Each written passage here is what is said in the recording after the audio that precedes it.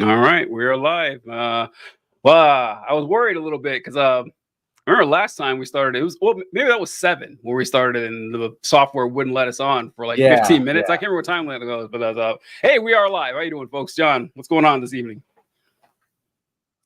Not much, man. Not much. We got, it's been just a slow news week, in my opinion, in terms of political news. There have been a few good stories, but nothing like important.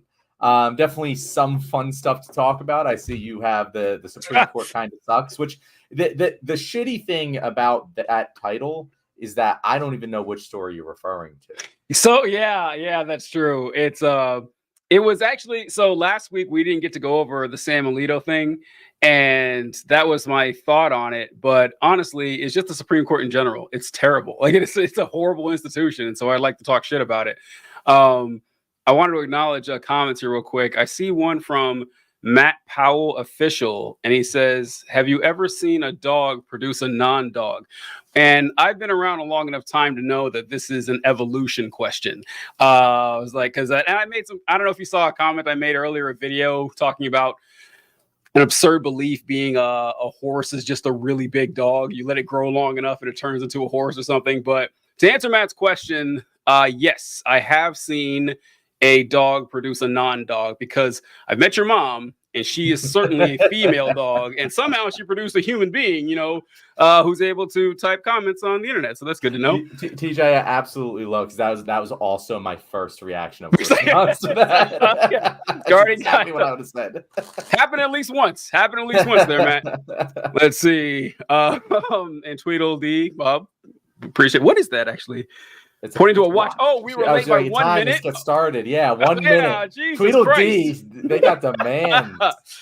Nothing good to talk about, but some fun stuff, really, guys. I'm walking my dog, my neighbors, and I swear to God, one of them is a non-dog. Oh, good shit. Lauren, what was your evolution video?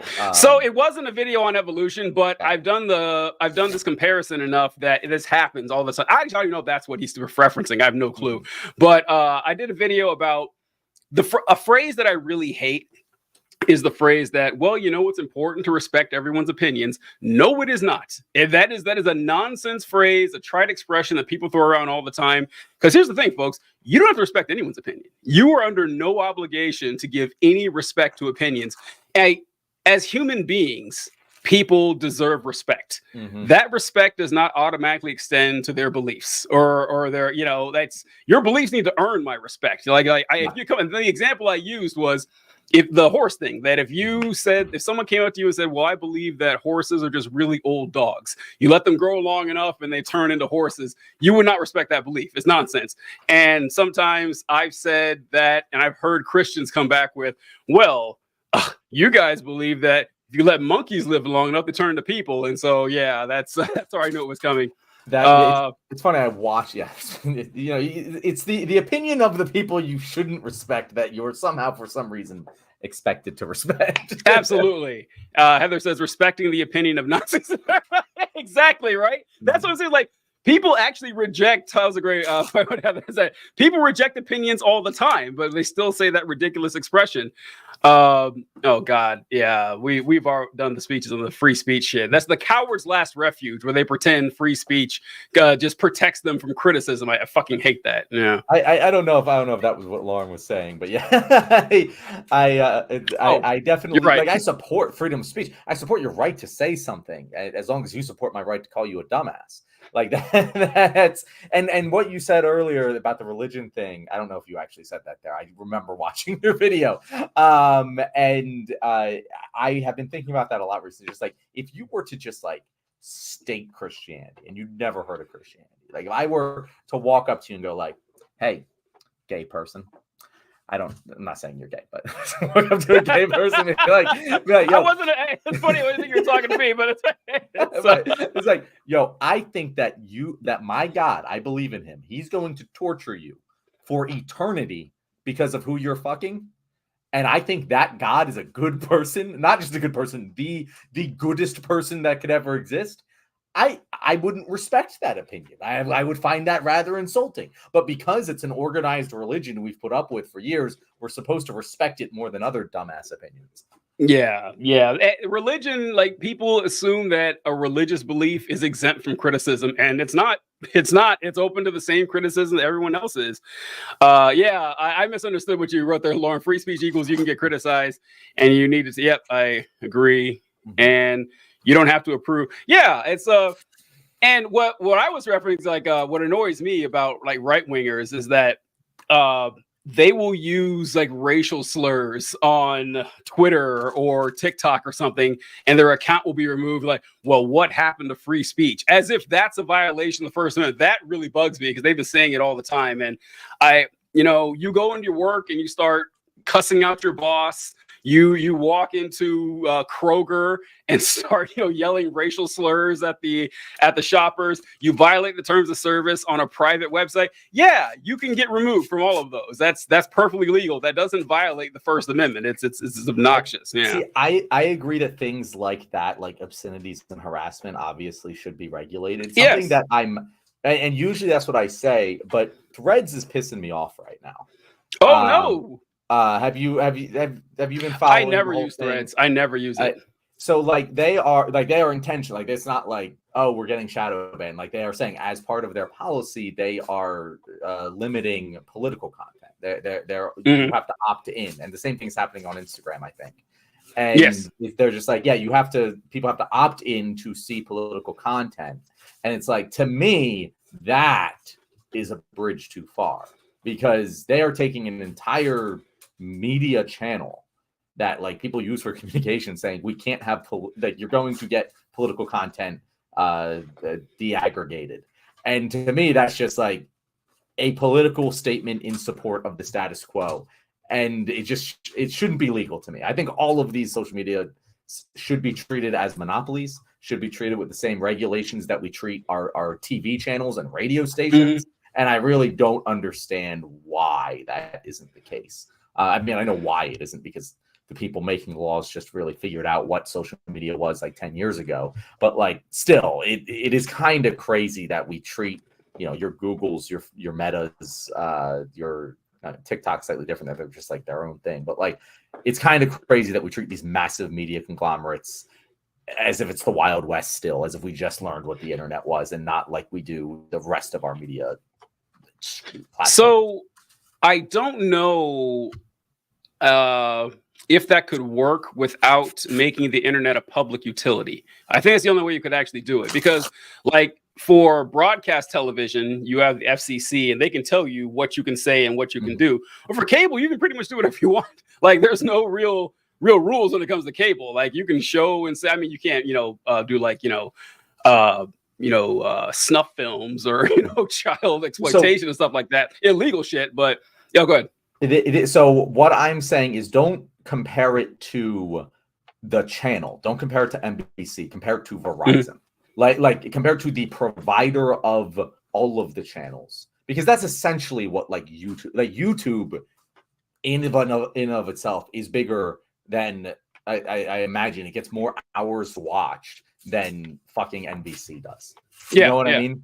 And like you could probably compare it. I would wager, and I haven't looked this up, but I would wager that maybe not Verizon, but like one of the regional small town cable providers, they definitely don't have the viewership that YouTube does, but they get treated the same as Verizon, as the big companies. We Comcast, whatever it is.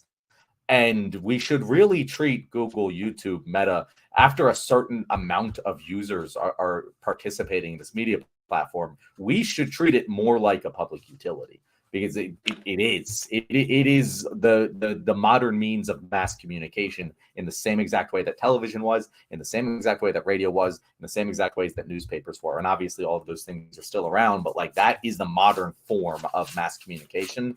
And it really isn't treated that way. We just kind of give these technology companies their private fiefdom to do whatever they want. And there's problems with that, such as when they just deprioritize political content. I think everyone can see the problems with that, no matter where you are on the spectrum. Oh no, you're right. I just think that legally you wouldn't actually need to make it a public utility in order to do something like that. Like you would have to, like radio or TV that's through the airwaves, that's owned by the government. But the internet, I guess the internet kind of is too, in a way. Who owns the internet? I've actually never understood that. Yeah, I'm pretty now that I sure. think about it, yeah, it's weird. I don't know.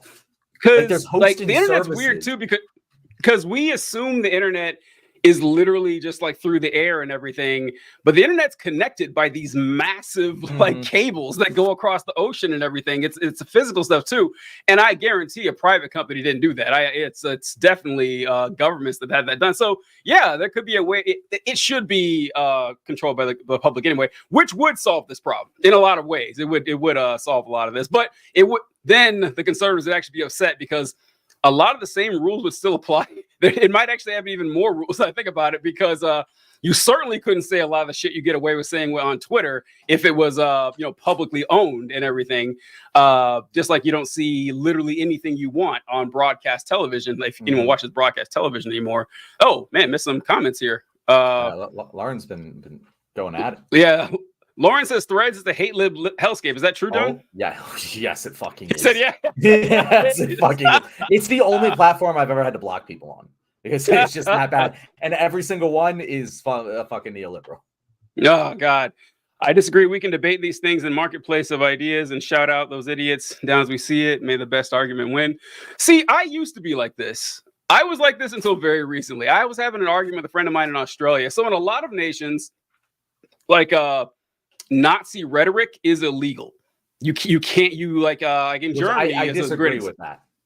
So you know what? I did too for a long time until very recently because I probably had the same thought you guys have. It's like, well, listen, if you can limit their speech, you can limit someone else's. You're giving the government that kind of power to take that kind of stuff away. But what changed my mind on this is just time and time of seeing that. When you have like a fascist ideology that's specifically built to undermine the system, it will. There's no, because we always assume the best ideas will win. That's not true. The best ideas can lose. They lose all the time. So it would be like running as a monarchist or something in the United States, something like that. I'm like, our goal is to destroy this entire system. No, you can't do that. Sorry, we're not going to allow you to destroy this whole system. So, TJ, counterpoint. Go ahead. I know that. The counterpoint. We also want to destroy the entire system. Our goal is also to completely destroy our current system. So, destroy stuff. Like, we're not, but the system the United States has in place, but setting I would argue that what we want is farther from the status quo than what the fascists want. I suppose you could argue that, yeah, because we want like an actual democratic control. I just want to, ban the stuff that actually leads to fascist control because here's like. It's a great like fair argument that, hey, we can't outlaw this because we have to allow that, but that is bad. I know that special pleading. That's exactly what it is. It's like I get it. And if you don't want Nazis to come back, saying, hey, Nazis can just say whatever they want and gather. No, that's not working out for us. It is not working out for us at all. It's not like we've we have a bigger problem with Nazis than Germany has with Nazis. That's how far that is. Is this the high road's destination? It's kind of one of those points here. And that's a big gamble. Pre-Patriot, I miss the 90s internet. I don't want the 90s internet back. Oh, John, remember that was a little too clunky. I think there was like a really good period from like 2010 to 2015, maybe, where it was like you had like it was nice and efficient and everything looked good and everything worked, but nothing had been like super monetized yet. And then but there were still some avenues to monetization, but like once I feel like I honestly feel like TikTok was the real killer when like the monetization. And YouTube just changed to total monetization. I don't know exactly. Yeah. It was probably before TikTok. But like there was a period where it was just like free for all creatives, and that was a nice period. And back in those days, there were actually multiple websites you would go to. Now there's like 4 that you go to during the day. You know, everything's kind of consolidated. And this point too, inciting violence is a different story, but that's also against the law. That's good. So this is also too like the entire focus of like Nazi terminology is destruction of social groups. Like it can't exist without a call to violence. Like it just can't. And at least I don't see. Here's my thing. Here's my thing with that. I think that if you are making Nazi ideology, I fundamentally, like, philosophically disagree with the government, like, thought policing. But like, if you are at the point where you feel like you need to like make that illegal, you've already fucked up. Like, you should do a better job of teaching why fascism is bad in your public education system, and we don't. we teach the bad things the Nazis did, but I didn't learn what fascism was in public school, and like I don't understand why that is. But like that would probably solve a lot of the fucking problems if we connected the ideology to the historical tragedies we talk about. But we don't, and so they just repeat themselves. But do you think people who support fascism don't know what they're doing? I don't think most of them don't. No, most here. of them do not. I do not think most of them do. Really? Because like if you tell them like, well, what do you want? Well, I would like the United States to have as few minorities as possible. I want to have troops along the southern border. I want us to subjugate ourselves to an authority. Half of them say they want Trump to be a king. I think they do. No, they don't know that's what fascism is. Exactly. That's the thing. Yeah, they can't connect the two. They don't know. I sort of I would bet you 15% of Americans know what fascism actually is. Like they've all heard the word, but if you ask them to define fascism, they would not like say a hierarchical system. Like hierarchical wouldn't even come into the fucking definition, even though it's a necessary part, you know? And that's why I say I don't think they know. Like they don't know. So, well, this is why I think it doesn't actually solve the problem, because they know the word fascist is bad. Like they know fascism just means bad to them. Yes. But when you tell them what fascism is, they reject it. Oh no, this is actually good. So they like fascism. It's like the boys, you know, they love what I have to say. They just hate the word Nazi. But if you teach them fascism is this from the moment they're in middle school, when they see this, they're going to connect it to fascism later on in life. I have an example of this. So when I was in middle school, I remember, like clear as day, I remember the actual book that we were using. And I was in 7th grade, and we were learning about World War I. And we had an entire chapter on nationalism, or a section in the chapter about nationalism. And it says, you know, nationalism is, you know, this fervent loyalty to your nation. The early 1900s were the burgeoning time of these modern nation states in Europe. And, you know, places like Italy and Germany came into existence in the 1870s, and people started to connect with this national identity. And so when these nations went to war, they just blindly pledged themselves as Germans or Italians, and they would die to support it. And they told us how bad I mean, it's one of the lessons I remember the most from middle school, that nationalism is bad. Americans love nationalism. They thought, I know they were taught nationalism is bad. I know they were taught this because I was. And so I didn't go to some special school where they taught us nationalism was bad. And people don't give a fuck. And I feel like if you'd have asked them 10 years ago what they thought about nationalism, they said, oh yeah, it's bad. But now they all love it. So I'm not convinced that teaching them that, this is bad would actually sort of, maybe they did an interesting thing where they taught us nationalism bad, but patriotism good. And, right. I know. And that was the flaw there. Where we just rebranded our nationalism. Nationalism is good if you're an American. Good. That's good if you're an American. All right, so kind of got off on a weird start there. We didn't plan to talk about that shit. Who knows what's going to happen here on the left wing, folks? But I want to get John's opinion on this because I've been thinking about this all day. Okay. And what I titled the episode was "The Supreme Court Kind of Sucks," and who are they to judge us anyway? And who are they to judge us? Well, they are. Yeah, that was the thumbnail I wrote. Who are they to judge? So, but okay, John, do you know the qualifications? Like, you know, for president, you need to be a natural born citizen. You need to be 35 years old, all that stuff. Do you know the qualifications to be a Supreme Court justice? Do you know what they are? None. Zero qualifications? Yeah. There are zero qualifications. You don't need to be a judge. You don't need to be a lawyer. You don't need to have a law degree. You don't need to be a high school graduate. You don't even need to be a citizen of the United States. Oh, There's no really? age I would have requirement. assumed No. you needed to be a citizen. There's no requirements whatsoever. You could be a 9-year-old Spaniard and just be like, "Yep, we're as long as you're Justice Ivanka Trump." Exactly. There's no qualifications at all. And I think there's a problem there. I think we should first, that's not the first thing I would do. Qualifications are the first thing I would take care of. The first thing I would do is get rid of the lifetime appointment. I think we've suffered a lot with this lifetime appointment thing because it keeps people locked in place for decades.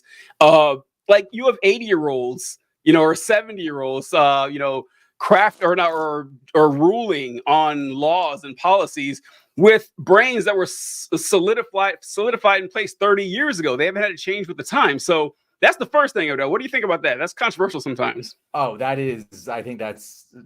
agree. It's the first thing to do with the Supreme Court.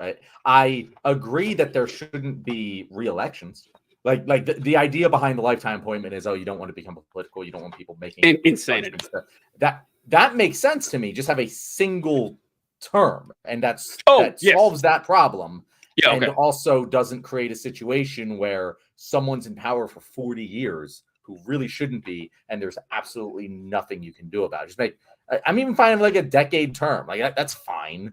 Like that works for me. That's a good amount of time to do your work and make a mark on the world and like whatever, and you don't need any more. It really doesn't make any sense. It should just be changed out. And like it's not, and if you make it 10 years, then you automatically have it be the next president picking your replacement. The same president can't pick the replace. I guess they can if they just retire. But like like that, I think that would be the reasonable solution.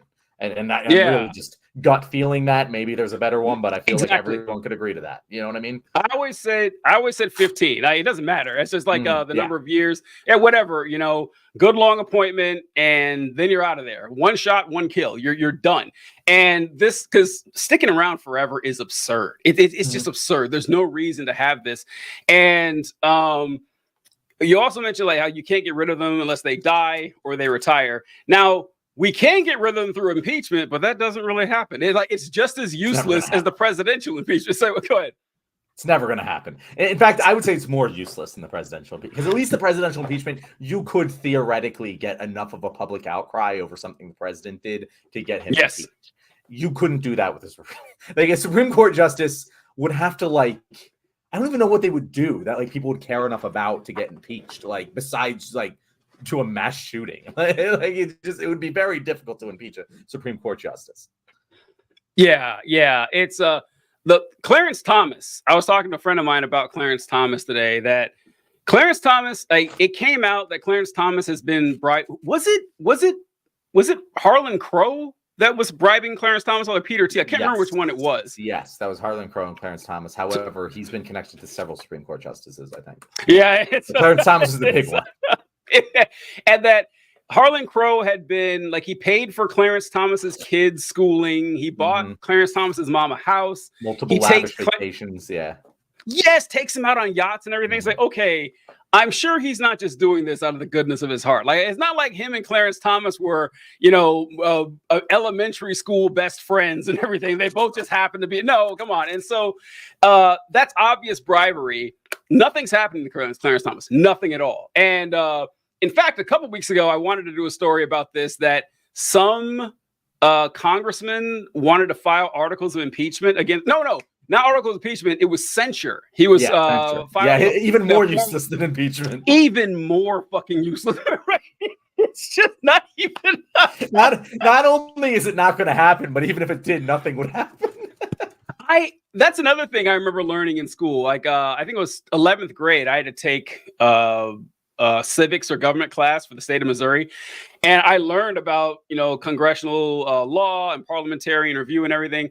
And I learned about expulsion and censure. And I was like, oh, okay, what's censure? They're like, oh, that's when, they tell you've been a bad boy. I was like, that's it? Yeah, that's it. I said, okay, why is this even here? It seems like a vestige from a time where honor was part of our culture, where it was like, oh, you're censured. Oh, you're obviously just gonna recuse yourself if you're censured, because that would clearly be the honorable thing to do, and you can't beat it. Now honor doesn't fucking matter. I was watching something. I learned today that like in Japan, they often don't fire people. They like just put them into work purgatory and give them like a corner office or not a corner office, but like a backroom office without any windows, and don't give them any work until they quit. And I was like, fuck, I would love that job. Like, don't give me any work, keep paying me. And I've heard that like they'll hire Americans and they just won't fire them. The American will just stick around for years, right? Not doing any work and collecting a paycheck, and they're very confused. Like that seems like culturally, like I would like back in the 1700s when they fucking dueled. Yeah, like that makes sense. But nowadays, who gives a shit? Like I know they know they're bad boys. They know they're not good guys. Americans dream every night of a scenario just like this. You have given them like the best gift possible.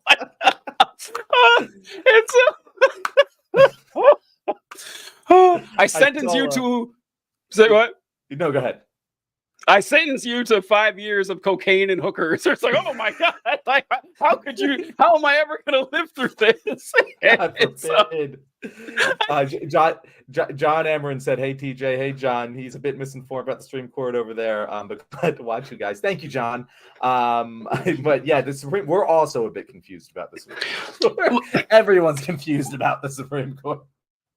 You know, another thing, I've definitely talked about this before, but another thing about the Supreme Court is there's no constitutional limit to how many justices you can have. There's no floor, there's no ceiling. So I think at one time the Supreme Court had 6 members, and it's been 9 for a long time. Since like the mid 1800s, it's been 9.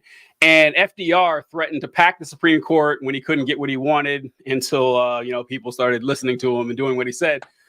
And this is what we've argued a long time, that a lot of our progress is stymied by the Supreme Court, because the Supreme Court is a conservative institution. Like, whenever it does push conservative, a lifetime appointment is inherently conservative. Yeah. And for even with the breakthrough rulings they had, like, Brown versus Board of Education, what was the gay marriage one? I can't remember what it was called. Obergefell. Obergefell or whatever. And Roe v. Wade. Mm-hmm. All of that stuff came way after the public had accepted this. Like the Supreme Court was a Johnny-come-lately to this stuff. So it's an inherently conservative body. So I think that it should be expanded. Now, you can't do it because in order to get through Congress, which means it has to go through the filibuster, which is never gonna. And since they're not going to get rid of the filibuster, it looks like we're stuck with this. But I say expand the Supreme Court if we get the opportunity. And the argument that you always hear from Republicans is that, well, if we expand the Supreme Court, then the Republican president, so what? I don't give a shit. I don't care. Like if we expand the court, it's more likely that we'll get, more progressive presidents, because we can actually get stuff done that helps people. And as far as I'm concerned, I could not support the Supreme Court expanding more. I say expand it to 15, expand it to 21, expand it to 105, expand it to 3,000. It's like, but expand TJ, it to, if we expand it that much, the court will just seem like an absurdity.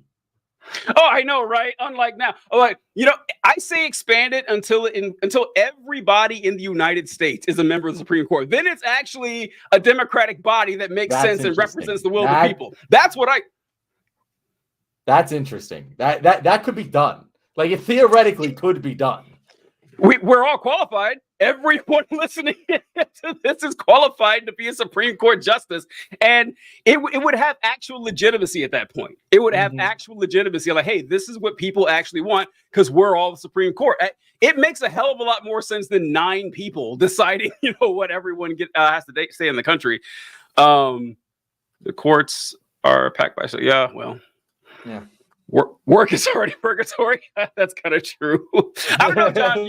You're the Catholic. Is it like purgatory? I thought it was like a waiting area. I guess. Yeah. Purgatory. I mean, it's like fucking Beetlejuice. You're just in the DMV line at the waiting room. You just kind of sit around waiting to be ready to enter heaven. I actually don't remember too much about purgatory. What is he saying? Obergefell didn't come after public opinion. You look at polling support for gay marriage rose. Was it not at 50%? That's incredible to me. If it wasn't by 2014, I would have. But I don't know. I don't know the numbers. But I would have almost. I would have guessed it was over 50% by 2014. I would have. Yeah, but I mean, gay marriage is. Let me soapbox about gay marriage for a little bit. Let's go. Let's go. It's one of those things that really, I look back at my life as over a quarter of a century in here, and I'm just like, when I started life, gay marriage was illegal, and it didn't make any fucking sense then. And it never makes any sense for gay marriage to be illegal because there's only a religious argument. That's the only argument to be made against gay marriage, is that marriage is supposed to be between a man and a woman, which, like, why? And the only argument to answer why is because religion. And so, like, the entire concept of it doesn't make any sense for the majority of Americans to have believed in prohibiting gay marriage, and yet they did. And since then, not that many of them have died. And like a lot of them have died, but most of them are still around. And somehow in those 25 years, I'm supposed to believe that they changed their opinion that was entirely irrational due to some rational thought. And that just doesn't make sense to me. Like, I swear to God, like, yeah, if you're polling at the time of over 50%, I'll believe, but actual in their heart of hearts, I'm not so sure. That's interesting. As time, but so Obergefell wasn't that long ago, and it's like yeah, not even okay. 60% in 2015. Okay, all right. See, that makes sense. That and now it's probably like 80 something, you know. But now the question is, like, should it be legal or should it be legal and do you like it? Because I feel like a lot of people would fall. It's like, no, actually, I don't like it, but I can't give you like you said, John. I can't give you a good argument, you know, outside of the religious thing. So that's interesting. God, it's. John had a good comment there where he said that there's states where you can marry your cousins, but not someone with the same gender. It's insane, and like that's true. That was very much a true thing. That is wild, man. I saw some poll about Alabama. While never a good sentence that starts. It's never good news. It's never good news when you check a poll in Alabama. But it was a shockingly high number of people in Alabama who still thought interracial marriage should be illegal. And it was a modern poll too. It wasn't like from like 1970s or something. Even worse. That was not even religious. We're straight up racist. It's just racist. I know. That is some wild shit. This is like, we make fun of the South all the time, that outside of like barbecue and sweet tea, the South gets everything wrong, like consistently, like generation after generation, they always get shit wrong. They're the last people to learn the basic civil rights shit, and they never shut up. They're so goddamn fucking, like, they're still trying to honor Robert E. Lee in the South in 2024, man. I just like how. I feel really like hope by the time I die, people stop doing that. Like, I really, really hope that dies with the boomers, because Jesus Christ, the dumbest thing I've ever heard. Let's honor the biggest traitor in the history of America. What were you taught about Robert E. Lee in school? I mean, I was taught that he was the general of the Confederacy. Not too much about him personally, just that's probably the extent of it. He's the one who surrendered at whatever the fuck.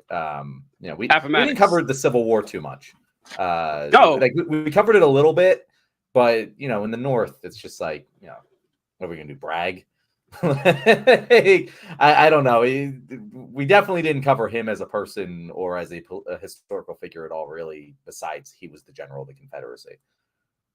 Yeah. A lot of people were taught he was like a good person. I was one of those people. Like, my school taught that Robert E. Lee was a good person.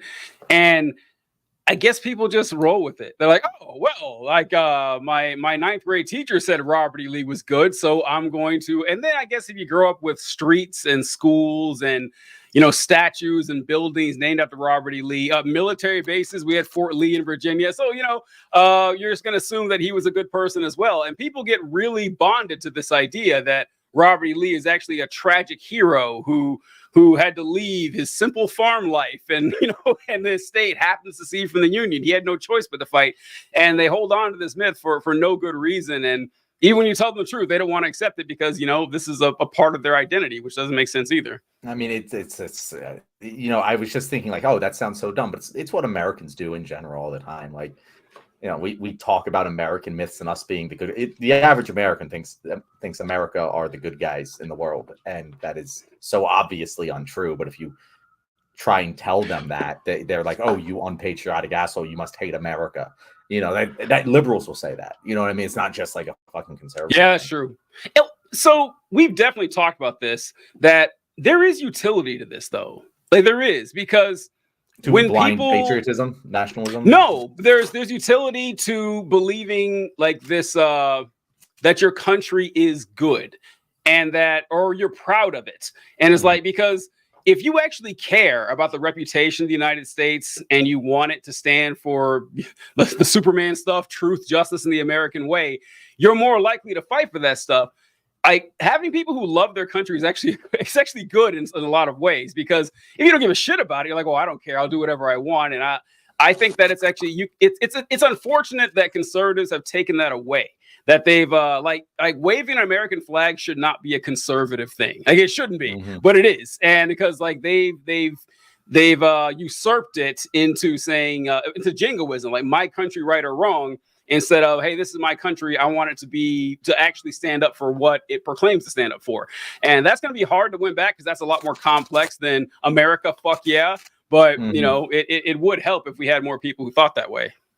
I've always said patriotism is totally cool as long as you don't do it any more than you would your local sports team. Like I'll go out there, I'll put the fucking face paint on, I'll get really intense about it, but at the end of the day, I know I'm, just rooting for an idea that isn't really real or it affects my life in any way. But as soon as you go past that and you start talking about the things that aren't real, or that are real, then it's like, oh yeah, America's obviously shit. But when you think, if I were to go like, oh yeah, rooting for America in the Olympics, yeah, I'll put the American fucking flag on. I'll do that. 4th of July, I'll put I have my American flag tank top. Like it's fun. But as soon as you start getting real about it, like it's kind of hard to be proud of America. Man, if I'm watching like a 400-meter race in the Olympics, I might as well be a MAGA guy. I am like, these colors don't run. America, fuck yeah! It's like these colors do run, and they run faster than yours. They run faster than you. You French son of a bitch! Yeah. Now the Jamaicans, all right, you guys got our number, but we're gunning for that silver medal, okay? And so yeah, it is important to do that, because I think that it's like, well, speaking of Trump supporters do kind of treat this like sports. Like they kind of do. Like they don't really care about policy whatsoever. Trump is just their guy. He's the red team's guy, and so that's who they're behind. So it is useful, and not everything is like all nerdy and esoteric. Sometimes it is just like gut feelings and intuition, and that's why religion works. Oh, speaking of religion, have you ever seen what Eagles? Oh, never. Yes. Defend your people, John. I was my buddies were on one of the, when we won the MC championship game. My buddies jumped up. They were like partying on one of the bus like stands, like the things that you stand underneath, and everyone climbed up on those and broke the entire thing. They grease the poles here in Philadelphia so that people don't climb them, and then people do anyway. Like we take it as a challenge. You guys are like chipmunks trying to get birdseed or something like that. We will not be deterred. It's, people have this I don't know that word. Manichaeist thoughts. I'm going to guess manichistic. I don't know that word. I don't know. John, please define that for us. Yeah, let us know. Rarely does TJ not know a word. Right, that's TJ loves using his big words. Everything is black on white. After World War II, the USA were the good guys because fighting Nazis counts. Hey, to be fair, it does. Gotta tell you, you can't take that away. That they did actually fight the Nazis. The nice thing about World War II is that like the rest of the Allies did like a lot of fucked up shit. like England did so much horrible things during and in the aftermath of World War II, whereas we kind of just went over there, fucked shit up, and then quietly just took advantage of a broken world economy for the next 30 years. And like we did fucked up shit here for sure, but like we in Japan, fuck up the rest. Yeah, well, well, yeah. Well, there was two things. After we did those two things, we were actually really good to Japan. like we really did help Japan out a bunch after, those two minor mishaps. It's there's plenty of, and with the I forgot, I was thinking of this too. So I saw this thing today that I shared on my TikTok, and it was a clip from Breaking Points with Crystal Ball and Sagar and Jetty, and Crystal Ball was talking about the IDF had admitted to running this this propaganda like television channel. It was called 72 Virgins, and on the channel they had broadcast videos of a Palestinian being run over multiple times, of women crying with dead babies, and just like snuff films, just like broadcasting how great this is. Like on like just Israeli cable channel. It was an Israeli military. It was what was it? I can't remember what some service. I'd know it if I saw it, but like Substack, not Substack, but something like that. Like hold on. Was it an internet thing or was it like a broadcast? Like, because I guess it's not that it's like a no, it wasn't broadcast like on okay. Like the moral difference isn't there, but like the national is the state of Israel approving of a television channel being broadcast doing that is a different thing than just like Telegram. That's what it was on. It was on Telegram. Okay. That's what it was. And so I saw this, and the Israeli military ran this Telegram channel, and that was through their communications department, and they said that they were accused of it, and they said, "Oh no, that's not us. We didn't do it." But then they investigated more, and the Israeli general came and said, "Yeah, actually, we were running this." And I saw this, and I shared it, and I said, "Okay, this is the final straw. Like, if this doesn't convince people that what's going on in Israel is an obvious ethnic cleansing, then I don't know what will." And then I looked it up. That story came out in February. Yeah, I remember this coming out a while ago. Yeah, I don't remember that story. And apparently it didn't move the needle. Apparently, or at least not enough that, it's because it was one of the most evil, heinous things I've ever seen. And thank you, Nara, Telegram channel. The Russians were the real good guys. America kind of came in. Well, the Russians did free the concentration camps for the most part. They did. Yeah. they did most of them. Yeah, we had the propaganda. So sorry, Russians. Speak a language the rest of the world speaks. Have you now? Listen, I've always said Russian seems like a super complex language, and then I was listening to there was this app called iTunes U that I had a long time ago, where you could download classes from different universities and just listen to the lectures, and I would do it all the time. And I listened to a lecture on language from NYU, I think. And I remember the teacher was talking about, the way different languages are structured and etymologies and how language evolved over time. And he got to Russian and he says, "All right, I speak like 8 languages." He's like, "What's good English?" He speaks a whole bunch of languages. He says, "I speak like 8 languages, and Russian is so hard, I can't believe people actually speak it." He goes, "It doesn't seem like a real language to me. Like it is one of the most complex things ever." But yeah, Russian's weird. Even seeing it written down, it looks like an alien language, Yeah, it is a weird language. It doesn't make sense. They don't use articles, which is very confusing. And one day maybe, no, I'll never learn it. But there's no need. Whatever. I've never understood that there's like a segment of the left that just fucking loves Russia. There's like a giant heart on for Russia.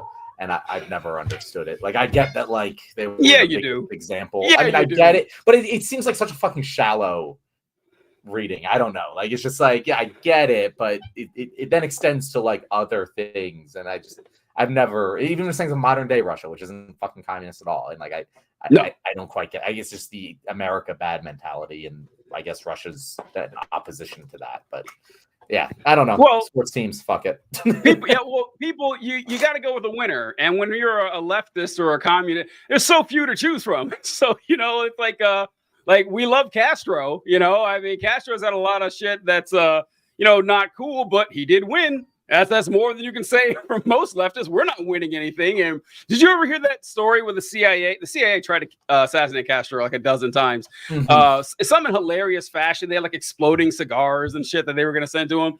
Did you ever hear The that? fact that they never succeeded is actually hilarious. Like I need a movie about all of the attempts on Castro's life where he just Mr. Magoo'd his way through. Like, how did he fucking survive? Did you ever hear the one where they sent that lady to assassinate him? She fell in love with him. Yes. Like it seems like it can't possibly be true, right? I'm gonna see if I can find the quote or something or what she said, but it was honestly like out of a movie, and like, you wouldn't believe it unless she said it herself. Like she said that like Castro came out into the room or whatever, and he said, "Oh, what do you have there?" And she's like, "Oh, I have a gun." He says, "Were you sent here to kill me?" And she said, "Yes." And he's like, "You're not going to kill me." And she said, "You know what? I'm not." And then they had sex. She left. I'm like, God damn it, Fidel! Like, if you watch that in like a James Bond movie, you'd be like, okay, this is straining belief a little bit too much. But like, no, this is a real thing that happened. Nope. I don't think it actually went down that way. That must be a lie. But I'll choose to believe it. So the thing is, I would be skeptical if Castro said this. Oh, but she said this. Like, that's what she said. So I'm like, I don't know. That it puts into the realm of plausibility to me that he was charismatic. He was there's a picture of Castro. Let me see. I'm trying to remember who it was with. There's a picture of Castro playing basketball. Oh, it was just with students or whatever. But he looks goofy as hell, but the students are so happy. They're playing with Castro. He just looked kind of cool. He had a cool beard. That gets you pretty far. And I want to show you this clip, John, real quick. I realize we're running out of time here. But this is a guy that I've shared before on this channel. I can't get enough of this guy. I swear I could make an entire channel just about this guy. His name is Joel Webbin. And he's a Christian nationalist pastor, and he keeps saying wild shit about women that I can't get enough of. I'm seeing if this. I hope this plays here because I'm going to clip that out of context, TJ. He keeps no, saying trust wild me. Shit about women that I can't get enough of. You guys will get what I'm saying. Let's see. Tell me if you guys can hear this. If we had a Christian nation and women could vote, then within 50 years we would no longer have a Christian nation. That God has not designed women for warfare, and that's part of what politics is. It's really all that politics is. It's war without the blood. It's two disagreeing parties. You go and rally your troops, everybody who agrees with you. I'll go and rally mine, and then we'll come to the battlefield, and right before the bullets start to fly, we'll stop, and instead of fighting, we'll count. And whoever has the bigger army, they win, and the other army has to surrender and go with their decision, but then everybody gets to go home and live. But that's what politics is. It is war. And I believe that the sword has been given to men. The sword is, without being crude, I think this is a fact. It is a phallus. It is assigned by God to men. I think nature shows that. I think scripture. Told you it was wild. That is so wild. He keeps going. Shows that. So both natural revelation and special revelation. War is something that is belonging to men, and it's not something that we employ in our ranks, whether it be political war or whether it be literal war, women and children. So in the same way, and people are like, that's so archaic. You're a Neanderthal. You're so, primitive and chauvinistic. You won't let women vote. Well, our society doesn't let 5-year-olds vote yet. I pray that it, that it stays that way, but we don't let children. Yes.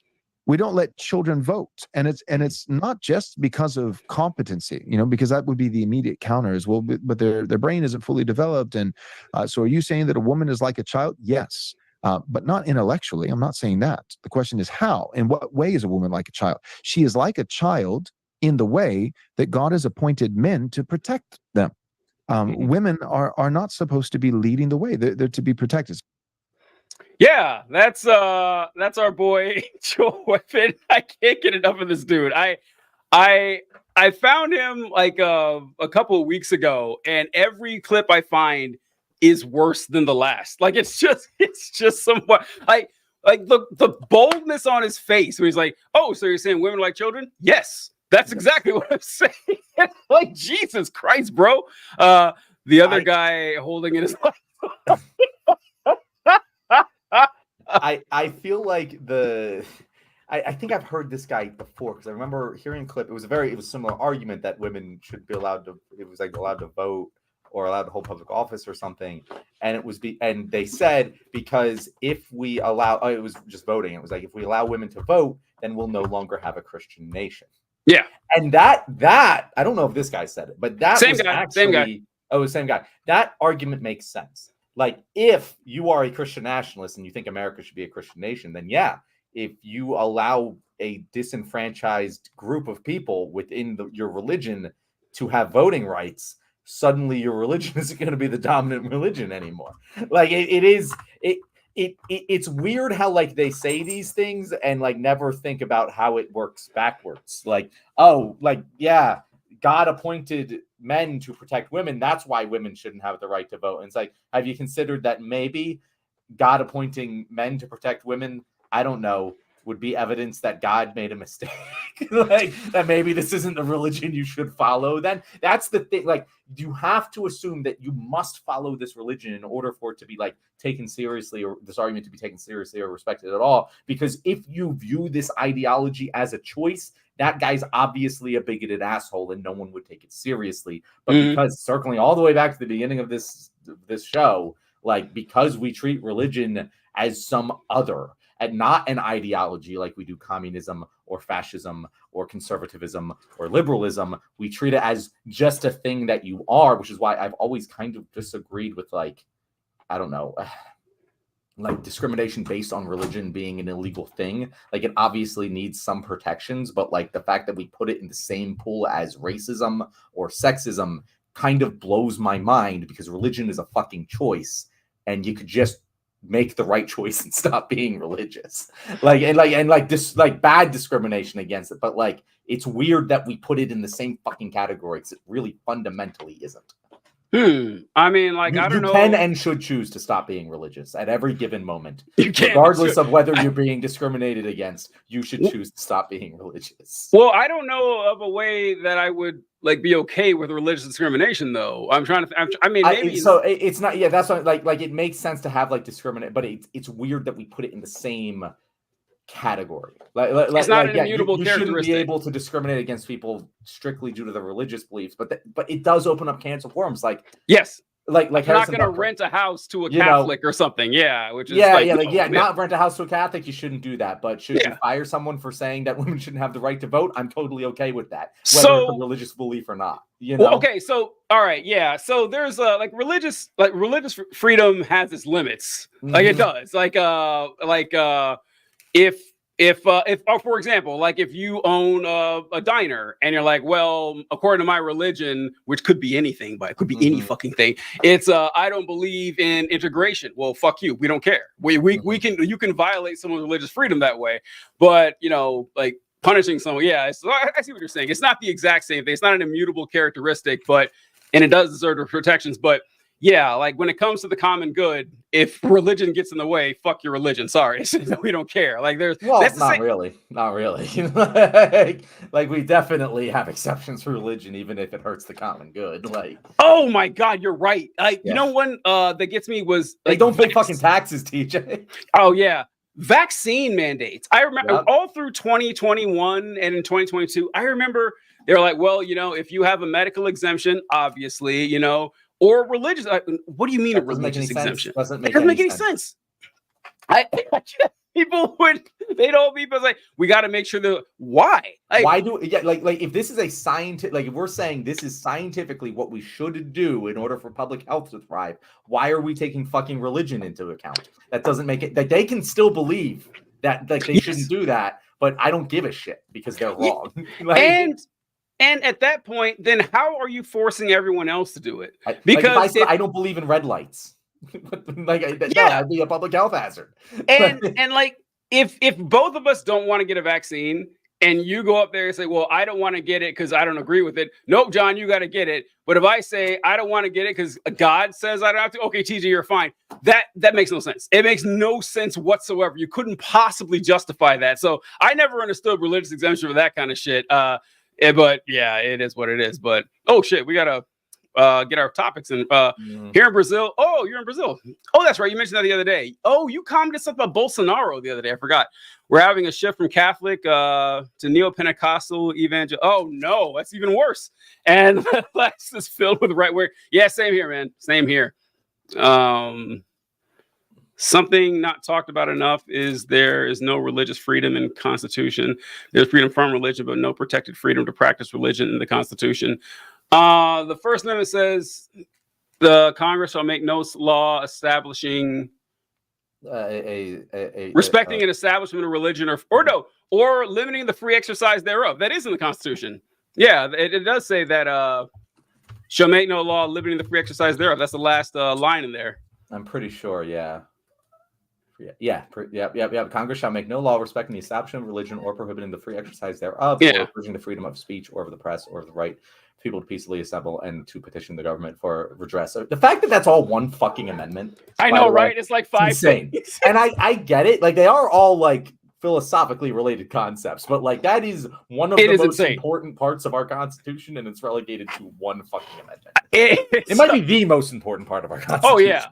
I remember that same class I talked about earlier where it says that the Bill of Rights, and I remember, or the Constitution itself and the Bill of Rights, and one of the questions were name 5 rights given in the Constitution, and I was writing a bunch out, and I remember thinking the right to vote, and I was thinking, I was like, we do not have it's not there.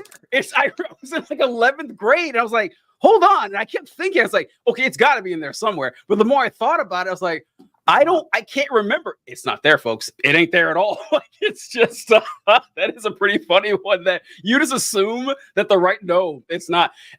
You would think that like someone at some point would have run some campaign being like, hey, we should put the right to vote in the Constitution, and everyone would be like, yeah, that's a good idea, and we should support that guy who's saying we should do that. But no, it's never happened. No one's ever thought it's a good idea to guarantee the right to vote. It's so weird that it's not there, right? And what you have is like in the future, you have a bunch of constitutional amendments that say your right to vote or your vote cannot be limited by X. Like 13th or 14th or 15th amendments are like, okay, you cannot be barred from voting due to your race. And 1920, you can't be barred from voting due to your sex. You can't be barred from voting if you're due to your age, if you're over 18. But there's a whole lot of other ways they can bar your right to voting. You commit a certain crime in a few states, you can't vote anymore. It's like, we should really get around to that. It's weird that it's not there, but anyway. All right, what do we want to talk about tomorrow, John? We're wrapping up time here. What are we thinking of here? The things I want to talk about, the red line, just in general, that whole story, right? With the fucking red line. The red line is so fun. It's made me think about how like in I forget what the term for it is, but like in China, there's like government speak where like they say certain things but definitely mean other things, and like you kind of have to like be very fluent in the conventions of government speak in order to understand what a policy even is. And that is very reminiscent to like when I was watching like fucking Blinken talk about the red line, I was like, this is just a made up term. Is like this is something that we all just keep repeating, even though there's no definition of what the fuck a red line is. Like it's completely meaningless, and we treat it with this right. I want to talk about the red line. I also want to talk about what was the other things. I want to talk about the Alito. Since we didn't get to this topic last week, Alito, Alito, Supreme Court talk. I love it. Yeah, Alito officially said that he's not going to recuse himself from the January 6th trial, which I think would be an excellent topic conversation. Like if we had talked about it last week, I wouldn't, but I think we can just move all of that conversation over into tomorrow. I don't know I don't know what the rest of it is. I was hoping you had 2 other topics. There was one I definitely want to talk about because it's something we talk about a lot. Is I don't know if you saw the story that people in Biden's circle are very worried about Biden's election. I don't know if you saw that one. That was a pretty good article that came out. No, I didn't see that. No, but I want to talk about it. Let's see. What was it? Dems in panic mode. Yeah, okay. I'll send you the article on that one. And let's see. I didn't have a second one. What can we? Oh, we could talk about the. It's a little bit old news at this point, but we could talk about the libertarian Trump Yes. getting booed and the libertarian candidate. I need to like Bro. look into him more, but we love talking about libertarians. I was like, bro, we haven't talked libertarians in a long time. I know, We- at least for at us, least a at month. least, we haven't. It's one of our favorite topics. It's gonna be good shit. But all right, cool. Hey, we Okay, started so- a minute late. We're ending a minute late, so we're all pretty good here. Perfect. Thank you guys. This has been an excellent show, guys. From Fantastic. The We audience. appreciate it. Love the engagement. I mean, that's what we want to do this show for, is to get more audience engagement, get more opportunity to comment, because we can only address so many during the scheduled show because we're trying to keep the topics pretty linear. But definitely appreciate it. Definitely be here tomorrow 6:30. Next week 6:30. Tweedledee. Is that hands or turkeys? That's his he's clapping. It looks like. Okay. Guy, is there like nail polish there? I don't know. It looks like a turkey to me. I thought he said a bunch of other watches. Like, get up. All right. See you guys tomorrow. Later, folks.